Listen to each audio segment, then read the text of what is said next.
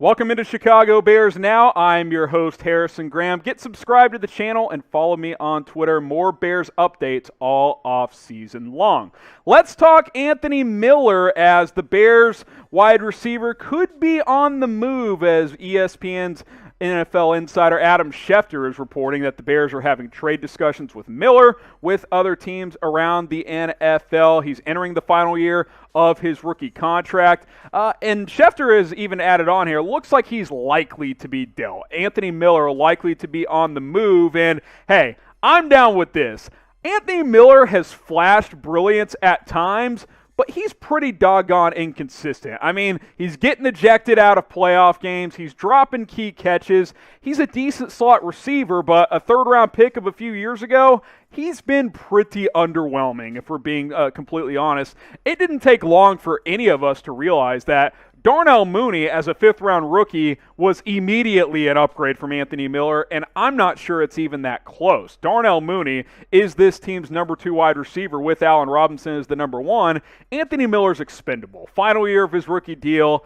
Trade him. If you can get a 6th-round pick for him, cool. You're definitely not going to get a third, which is what you spent on him in the NFL draft. You see the numbers last year. He was okay, about 10 yards a catch, 485, couple of touchdowns. He had that one big game against the Falcons in Week 3. Remember the Nick Foles comeback early on in the year. But overall, I mean, it's not like this team needs Anthony Miller. If you can figure out Allen Robinson, who we'll talk about later on in the show, you got Darnell Mooney, you can draft a slot receiver in the 3rd or 4th round. You got Darnell Mooney in the 5th, and he was fantastic. So I'm down to trade Anthony Miller. I'm cool if he gets dealt sometime over the next couple of days. It'll save you like $1 million. It's not going to have a huge cap implication one way or another. I also wonder if maybe the Bears are trying to create a little bit of a trade market for Miller, although Schefter does say a trade will likely happen. So we'll wait and see, but it looks like Anthony Miller is likely gone after this past season. Should the Bears trade Anthony Miller? Go ahead and give me a Y for yes.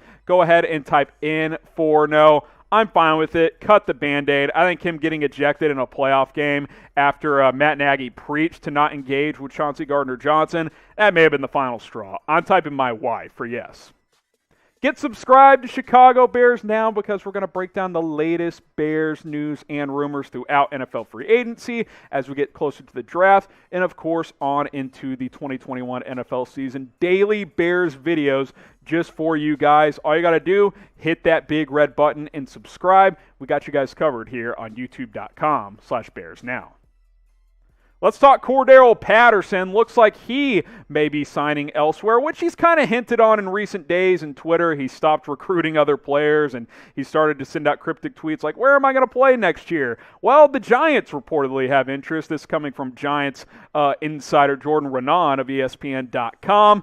We know what CPAT is. He's an elite return man. He provides depth at receiver and running back. I thought he really learned the position of running back last year and proved he can be a number 2, number 3 type rotation back. Obviously, he's got that receiver background as well. He's never really become that high draft pick he was several years ago, but he's a valuable player on special teams, not just in the return game, but as a gunner as well. And in an offense, you can use him in a multitude of ways, and maybe his biggest asset is he's a culture guy. This is a locker room guy. I like Cordarrelle Patterson. I would like to keep him in Chicago, but the harsh reality is he's expendable. When your best asset is as a kick returner, guys, most kickoffs are touchbacks these days. I'd say at least half of them. I don't have the exact number, but these guys are bombing them out of the end zone these days. I like Cordarrelle Patterson. I want to keep him. He's a good locker room guy and a good player, but you just can't afford to overpay. This isn't the Jaguars who entered free agency and they're paying kickoff return guys $7 million per year. The Bears just don't have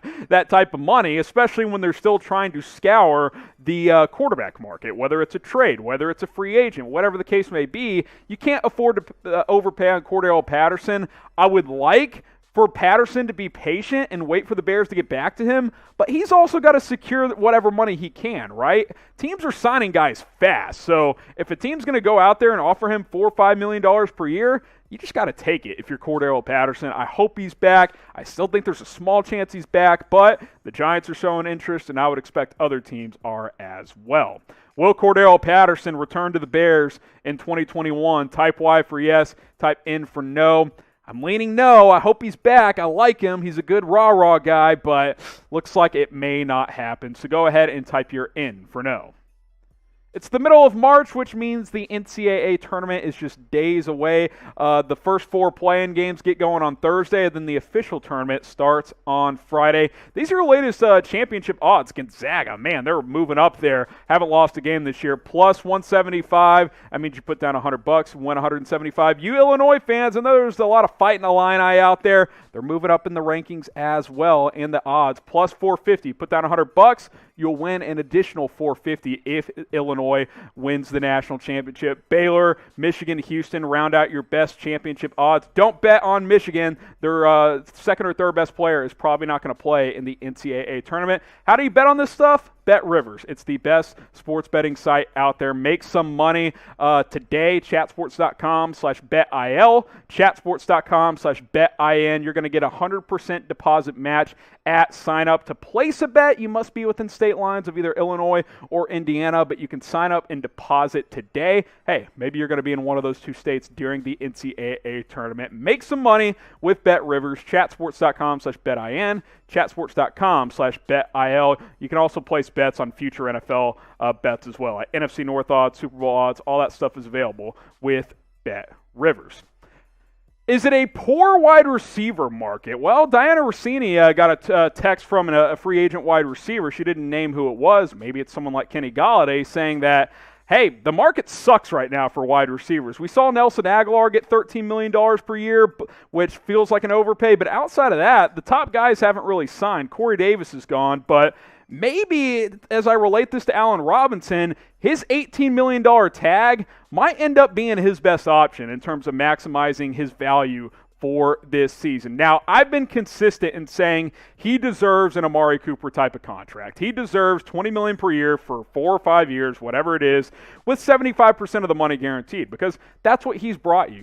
He's been an Amari Cooper, Keenan Allen type of productive receiver with much lesser quarterbacks than those 2 guys have had, right? Keenan Allen, Phil Rivers, Justin Herbert, Amari Cooper, Dak Prescott. Those are better quarterbacks than what the Bears have had since Allen Robinson has come to Chicago. So I think he deserves more, but maybe the $18 million tag hit for this year isn't so bad for him, and then the cap goes up next year and he can really cash in free agency, which I think ultimately is what he wants to do and ultimately deserves to make a lot of money once free agency, or once he hits free agency officially, because again, he got hit with the franchise tag. Now, Allen Robinson has obviously been a very productive player for the Chicago Bears over the past couple years. Last year, he had a ridiculous season of 1,250 yards on over 100 catches. I like A-Rob. I want to keep him in Chicago.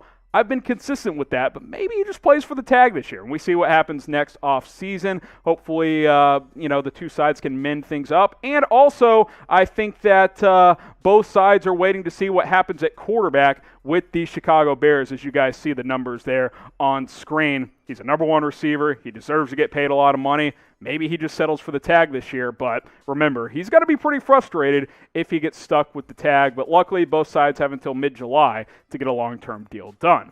Will Allen Robinson play in Chicago in 2021? Type 1 for yes, type 2 for no. I'm leaning yes because he's under the tag for now, so he doesn't have a ton of power right now, but things could change. He could get traded. They could rescind the tag. We'll just have to wait and see.